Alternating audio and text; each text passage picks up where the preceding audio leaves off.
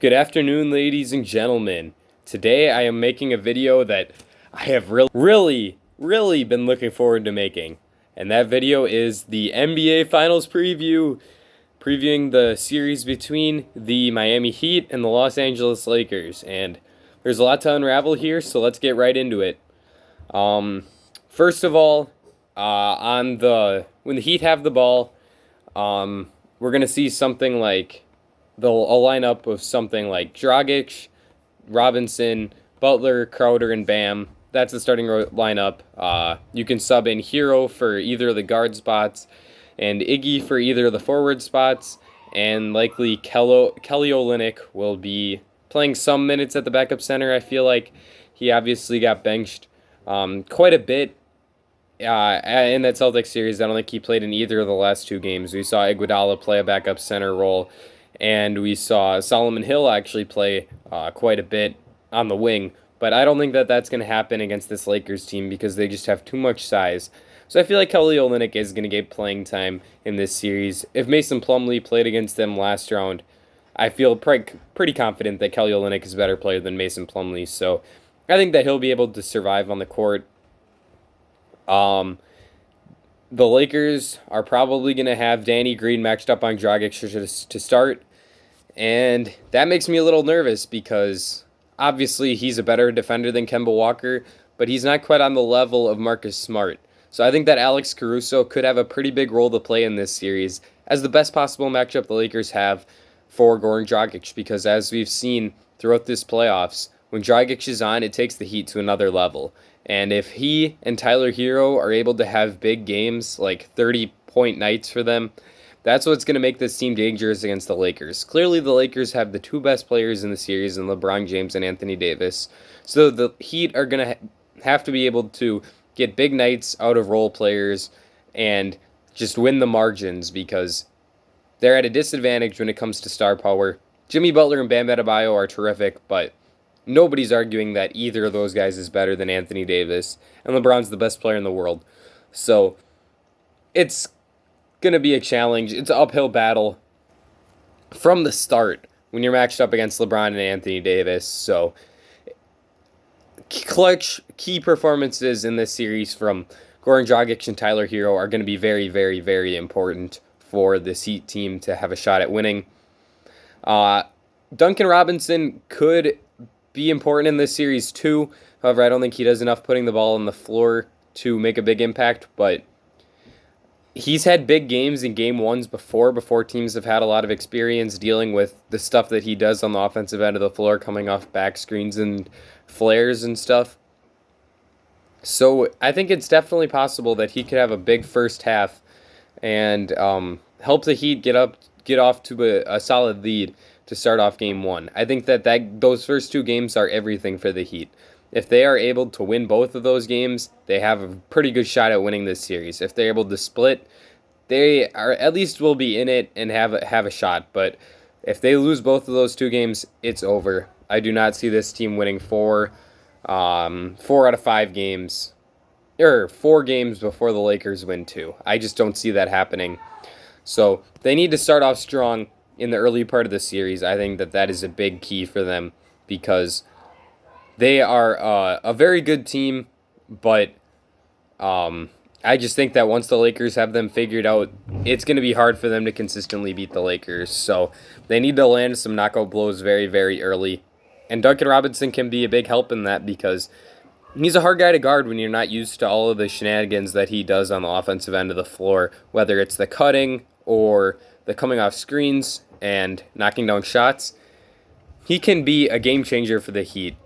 Him as well as Dragic and Hero.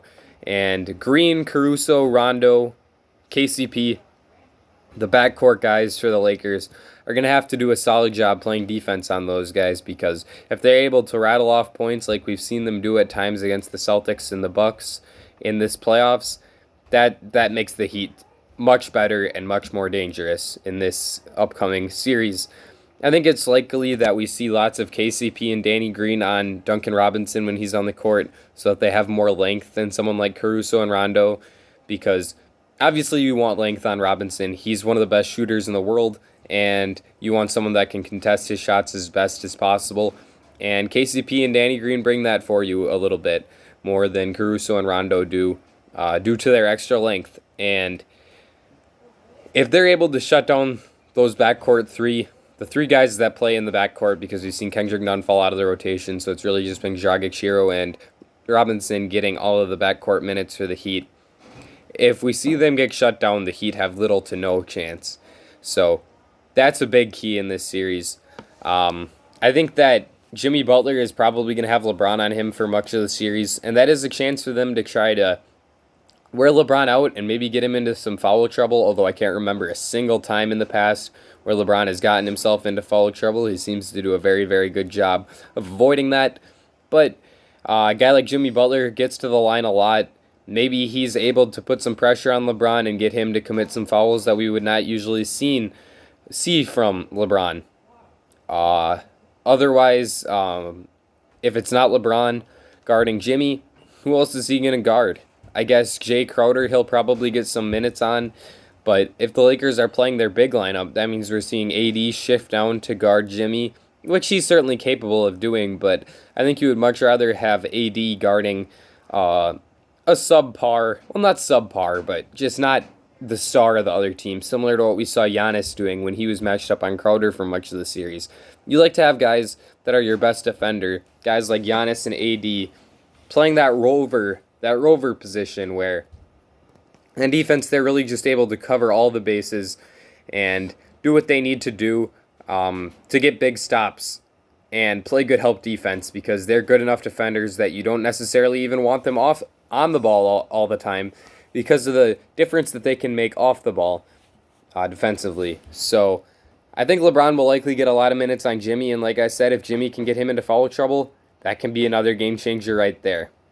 If the Lakers are big, Anthony Davis is probably going to be on Jay Crowder, and Jay Crowder might be able to make the Lakers pay for that matchup a little bit. Obviously, Anthony Davis would have no problem shutting down Jay Crowder if that was his one and only motive.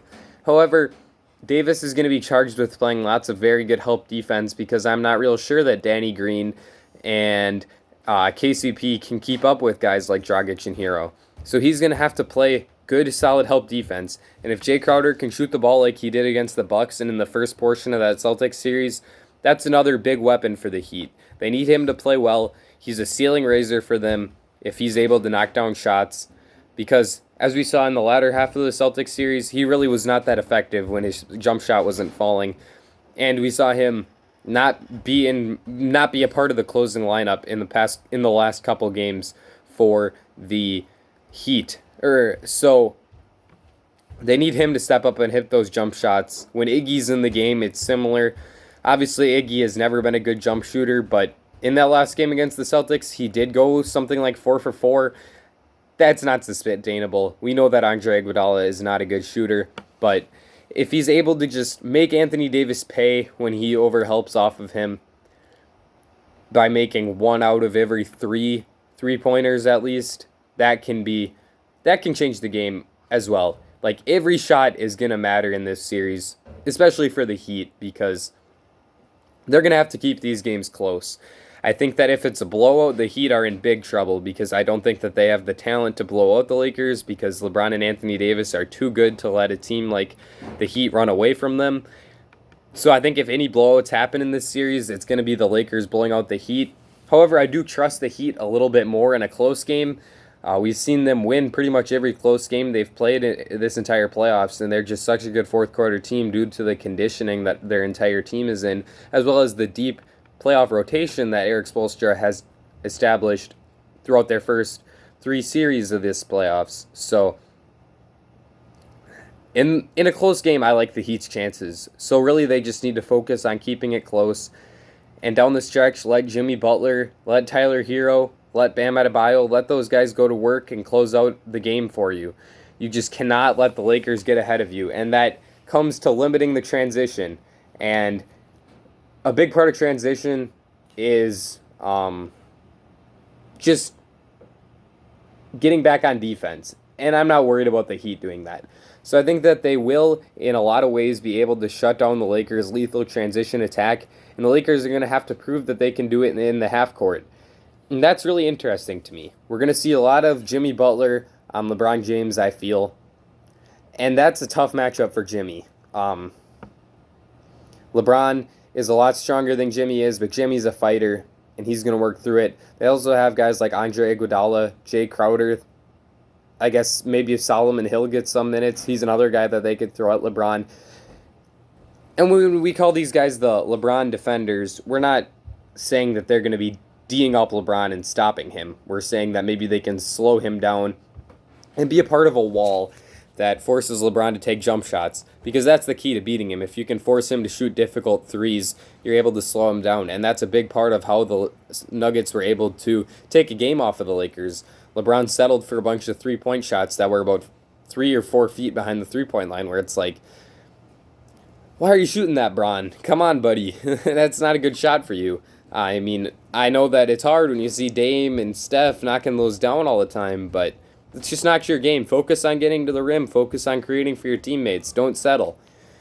But he's LeBron James. I mean, how much can you critique him anyways? But anyways, those guys, if they can force LeBron to shoot jump shots, that's big.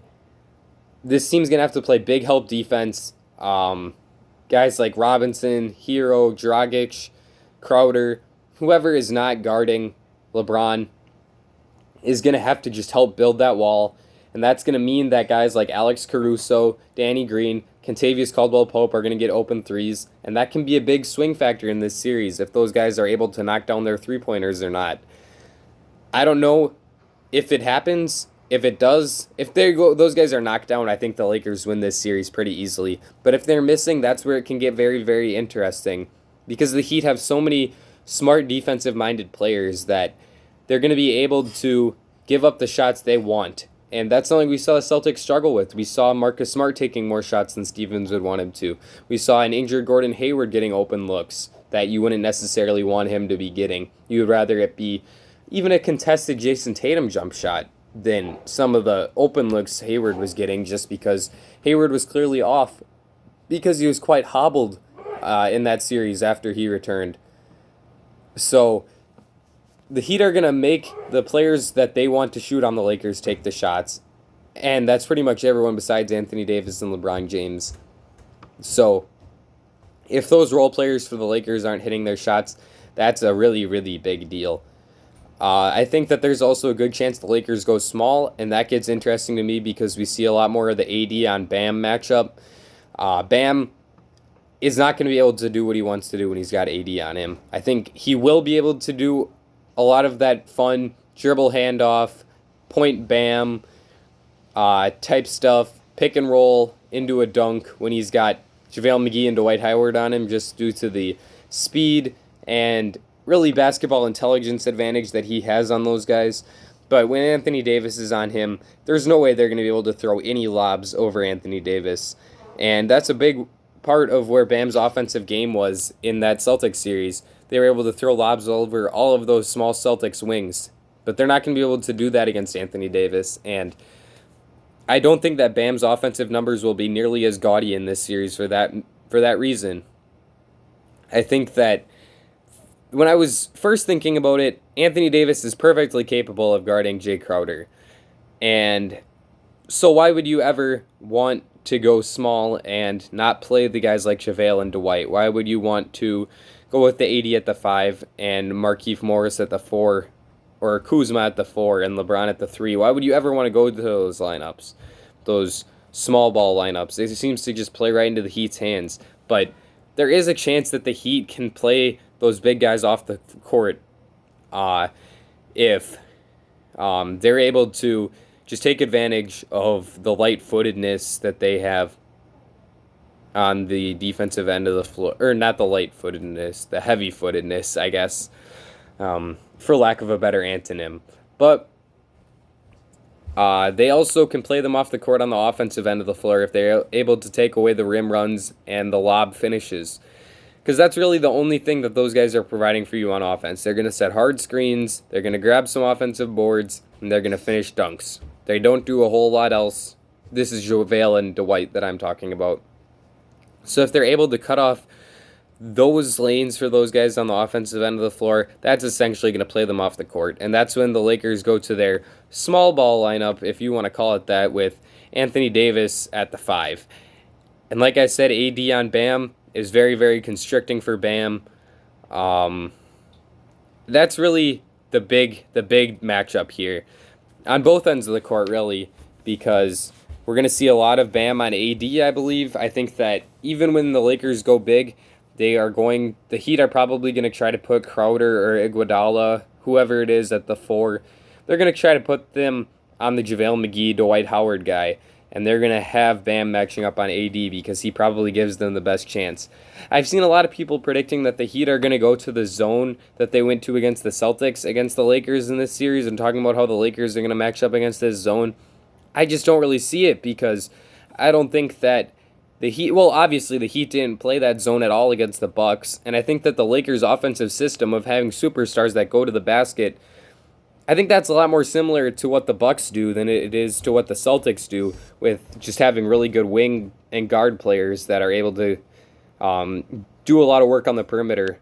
I don't think that the zone is the best option against this Lakers team. So I think that the Heat are gonna play a lot more man than they did against the Celtics, and that means we get the Bam AD matchup. And I think Bam is really going to be able to hold his own there. But obviously, holding your own against AD probably means you limit him to 24 and 10 instead of 32 and 14. This guy is a ridiculously good offensive player. Obviously, it's tough because he can't create his own shot all that well. And an underrated aspect of this series is the defensive... The poor defense that's provided by the Heat guards. Goran Dragic, Tyler Hero, Duncan Robinson, those guys are all smart basketball players, but they're not very good defensive players. So they're not going to be able to put a whole lot of pressure on guys like Rondo, Caruso, and Green, KCP, those type of guys. So if they're able to attack those mismatches and take advantage of them and be good scorers, good threats on the court for the Lakers, that's another way that this is a short series. Because those guys are not good defenders, and if you're able to get easy layups off of them, that really changes it, like I said before. But what I was getting into there was those guys are not great defenders, like I said, so they're not going to be able to put the most amount of pressure on those guards when they're making entry passes to Anthony Davis. So it's going to be a lot of pressure on Bam to D up on AD, and Bam, as great as he is, AD's going to wear you out. And I'm sure that Bam will do the same to AD on the other end of the court. So that matchup is just very interesting to me.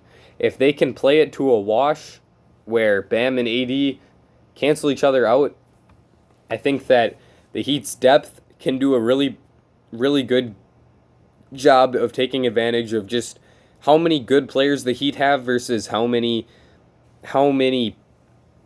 I guess the Lakers' rotation players are all good as well. They're just not quite as good as the Heat players are. I think you'd probably have 8 Heat players before the third best Laker. Maybe only 7.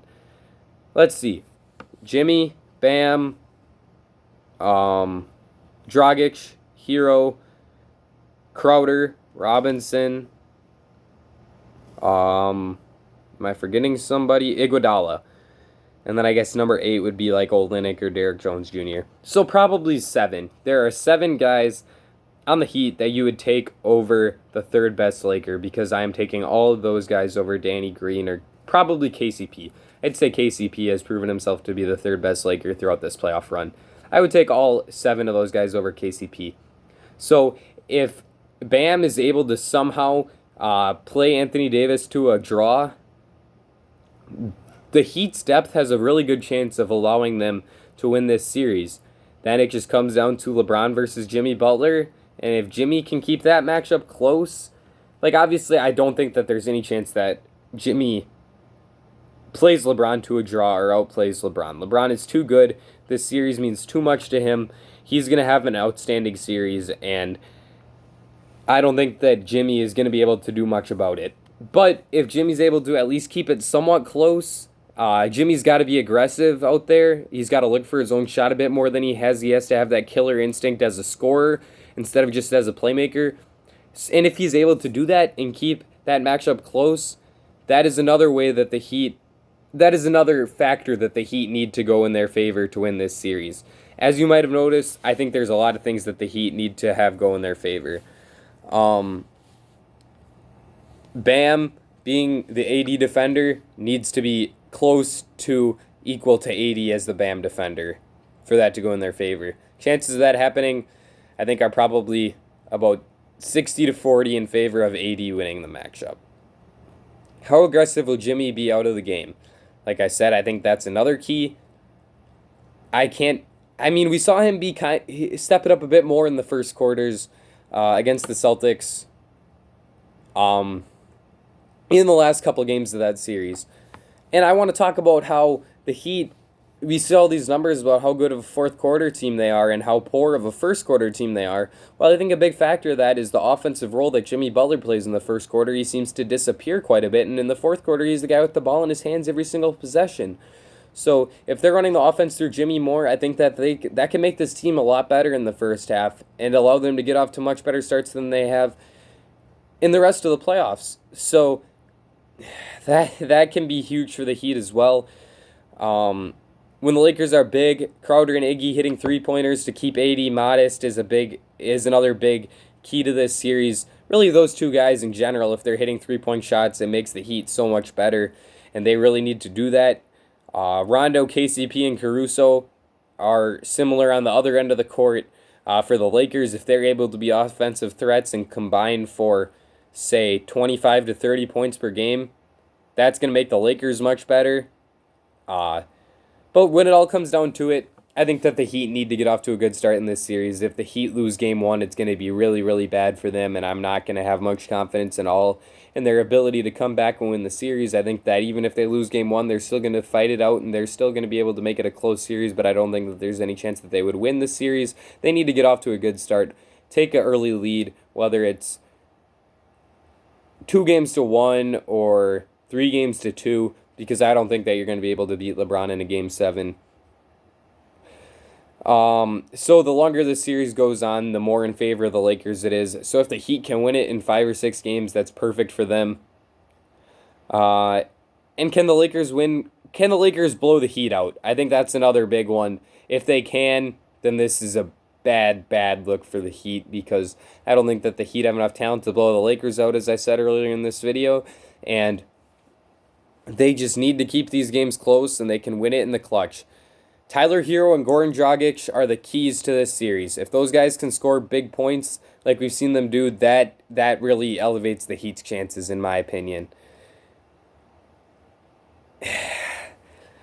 I have a lot of faith in those two. I think Tyler Hero is a future All-Star, and I think that Goran Dragic is playing at an All-Star level right now. But the Lakers are so good. LeBron James is so good. And I think that after this, he's going to be walking away with his 4th championship, because I just think the Lakers are too good. AD and LeBron are too good, is what I should say. The Miami Heat have been a great story, and I have kind of picked great stories so far in this playoffs. I picked the Nuggets to beat the Lakers, which I really, really regret. What was I thinking? Not going to make that mistake again. It's LeBron James. He's the second best player of all time. He's going to go out and get his 4th ring. And I'm going to say Lakers in 6. And I'm going to say LeBron has a great finals series and outshines AD as the best player on the court and wins his 4th finals MVP. I hope you enjoyed this video. Let me know your finals prediction in the comment section down below. Leave a like and subscribe if you did enjoy it. That's it for me. Ladies and gentlemen, I will see you all again very soon.